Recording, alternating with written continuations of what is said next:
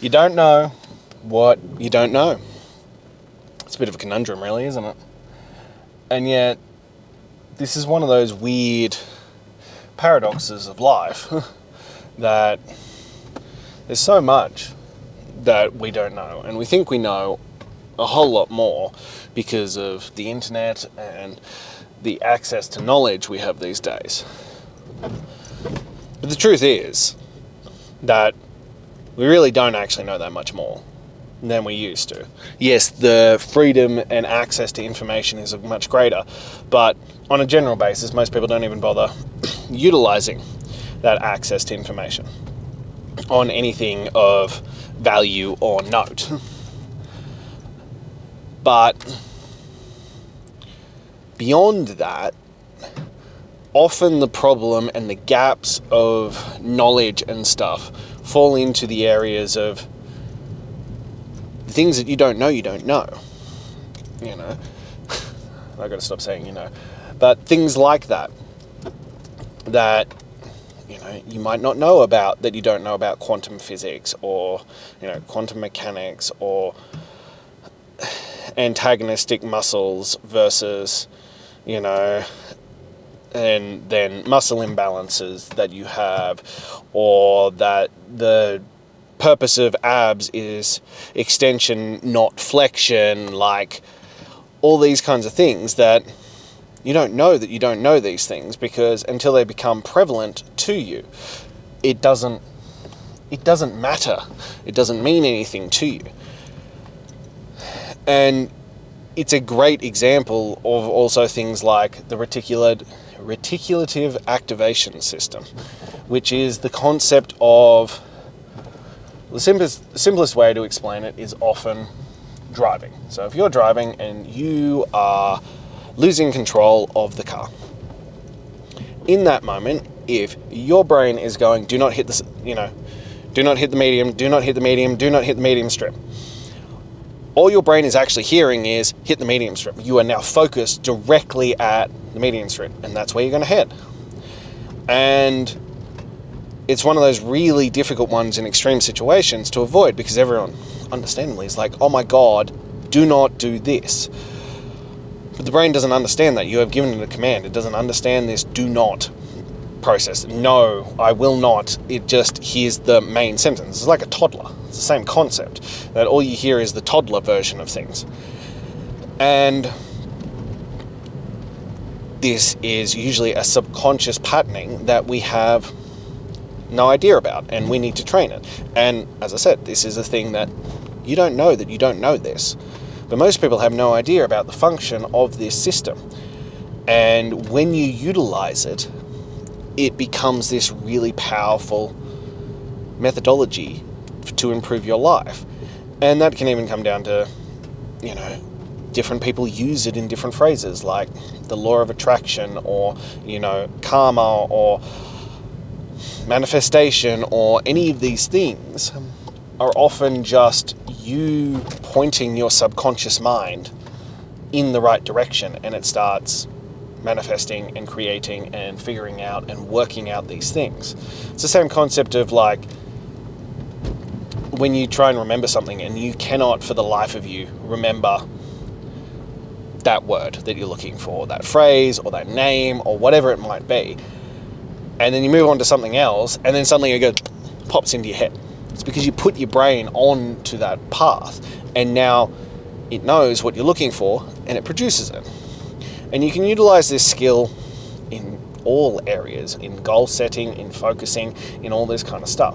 And it's when you need to phrase things that you need to be careful of it, because it's like, an example of this would be, I'm not going to drink anymore. No, I'm not drinking, not drinking, not drinking, not drinking, not drinking. So what do you focus on? Oh, the fact that you're not drinking. Oh, the fact that you're not getting a beer, that you'd really like a beer, that a beer sounds really good, or wine, or a cocktail, or spirits, or whiskey, or bourbon, or whatever the fuck it might be. That sounds really good right now. Because your brain is focusing on the fact that you're not drinking. And it's like, well, we need to remedy this. We keep saying that, drinking.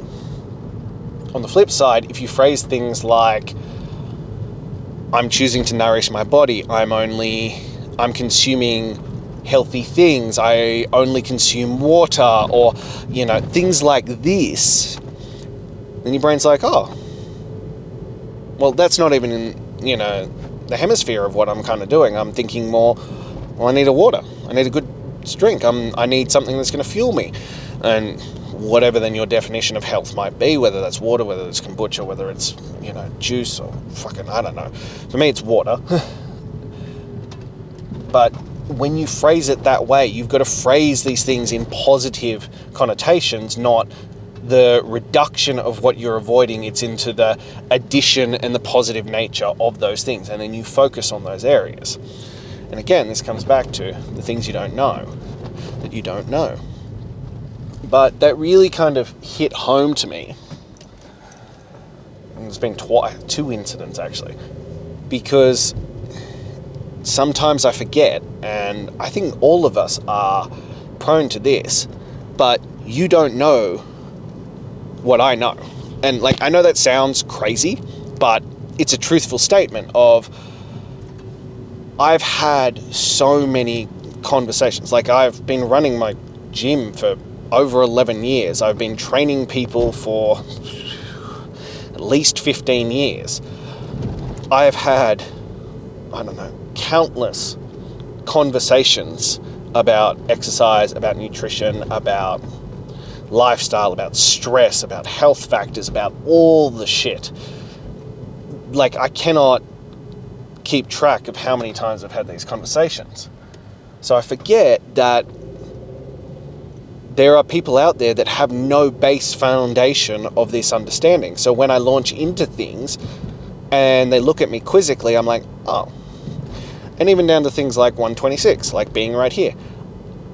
I forget that you might not have started with me. In fact, more likely than not, you didn't start at the beginning of this. You didn't start back in phase 1 on day 1 listening to me talk about this. So you have no fucking clue what I'm talking about when I talk about 126 to greatness.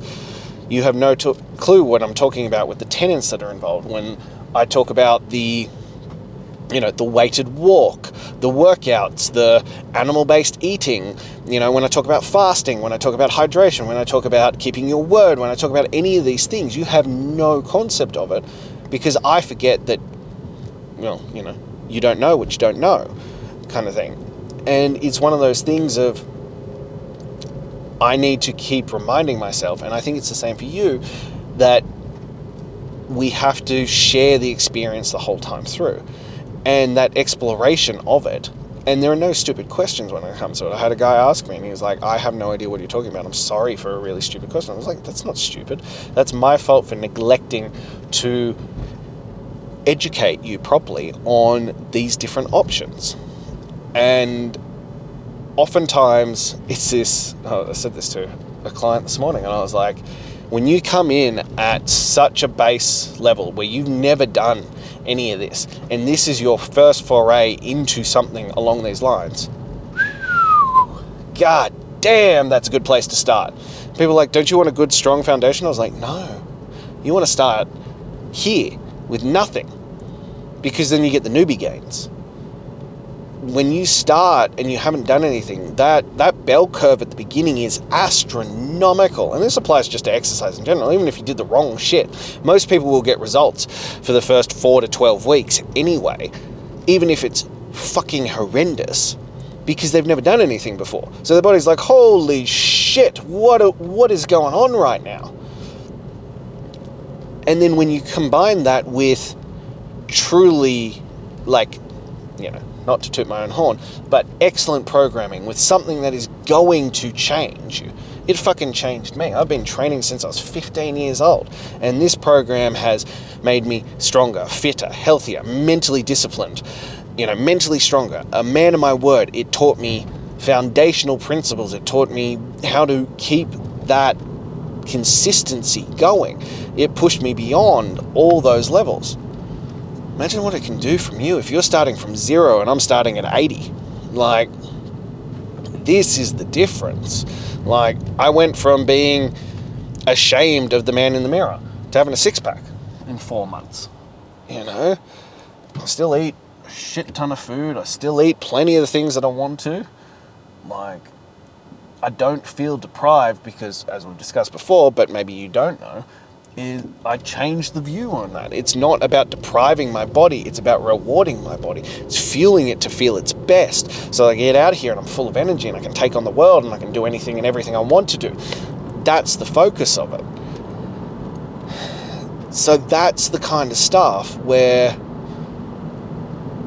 it matters. Like, if you're coming in at a 0, don't be afraid to ask those questions. Don't be afraid to take this on. Be excited by it, because it's going to open up so many more opportunities for you, because you have the capacity for so much more growth. Because, as I said, the baseline isn't there. The foundation isn't there. I could hand you anything and you'd see great results. I'm going to hand you a fantastic program and you're going to see phenomenal results. And that's a really, really positive thing. And I think this is the part of exploring our world as well within this. As I said, if you don't know what you don't know, being exposed to new ideas, being exposed to new people and new concepts and the ability to grow and to ideas that will push you beyond your comfort zone into a new stage of growth and development. That's a really, really powerful thing. And that's part of it as well. That this whole process is designed to constantly be challenging you, constantly be pushing forward. Phase 2 is nothing like phase 1 for me. And what I'm doing right now is not what I'd give you. Phase 2 would be a much more tailored process, because it would come down to what you need to grow in, what areas you need to develop in. And phase 2, even to my own mind, seems fucking insane. And yet the more I sat with it, the more I sat in that moment, I was like, I think it only feels insane because I am still clinging to this idea of average, to this mediocrity, to fitting in of, yeah, I'm willing to stand out, but like phase 1 was standing out. Phase 2 is like, you're a fucking pariah, like compared to the average person. Nobody is going to understand what the fuck I'm doing with that. And yet it's about chasing something bigger than myself. I want to see what I'm truly capable of. I want to see the level of willpower that I can deliver and what I can build from truly going all in. I was talking to a friend about this the other day and I was like, I am a hard fucking worker. It's one of those things that I have prided myself on, that I do the work. I'm willing to get in and push myself. I have no problem with that. And compared to most people, yeah, I have been working hard. I have been doing the work. I have been pushing the limits on all that kind of stuff. But when I truly sit back and I look at it and I'm like, have I been giving it my all? Have I been leaving it all out there? Have I put everything possible out there to see what I'm capable of? And the answer was a resounding fucking no. No, I hadn't. I had more to give. I had been wasting time. I had been procrastinating. I had been doing things that didn't serve me. I didn't sacrifice all the things that didn't serve me. And it's a hard one. I don't actually like that terminology on that one, because a sacrifice is only a sacrifice if there's no ROI. And I can see it already. There's gonna be a fucking gigantic, massive ROI on this. But for people to understand, that's kind of the terminology that needs to be utilized. That ROI, that I have to sacrifice things that don't serve me. I need to sacrifice things that have no purpose other than sedation. And yeah, phase 1 was about pushing outside that comfort zone and limiting those. But for me, phase 2 is about completely obliterating all those things that don't serve me. There is zero allowance. There is zero option. It's a zero choice mentality that this is how I am now living. This is how I am now doing this stuff. And yeah, it's a daunting task, but it's also one that I think will produce ridiculous results and highlight how much of an addiction I had to that sedation, even though I was doing better. I'm still heavily fucking addicted, but I need to break that cycle, and I need to know what would happen how my life could look if I left it all on the motherfucking table. If I put it all out there, and then for 126 days, I gave it absolutely everything. That there was no question in my mind or anyone else's mind that I had done the fucking work. And if I still come up short, then I can reside happy in that, because I know that everything was left out there, that there was nothing more to give. And so that's what I decided to do. And that's what I'm willing to do for my family, for my kids, for those that I serve, for you, to see who I can truly be and who I can truly become. So there you have it. I hope that helped. I hope that spoke to you. So standard platitudes on that. If you found something of value in it, if it spoke to you, if you thought it was something worth sharing, please share it. Help me spread this word. I am trying to create a greatness movement and help men become the greatest versions of themselves. So please spread that around. Like, comment, subscribe. Join me on this journey as I share this, as I develop, as I go all in, and figure out how far this can be taken. And hopefully it inspires you along the way. Now, if you're ready to take the next step, please click the link in my bio and join the Daily Greatness Mail, where I will share daily tips and things on how you can become the greatest version of yourself. And you'll also get early access to all the things as we release them. There's lots in the pipeline at the moment, so it's a good idea to get on that. Lastly, if you are ready to burn the motherfucking boats, to go all in on yourself, to sacrifice the shit that does not serve you, and to find out who you truly are, please message me directly, and let's throw you in the deep end. Let's see who you can become when you go all in. Until then.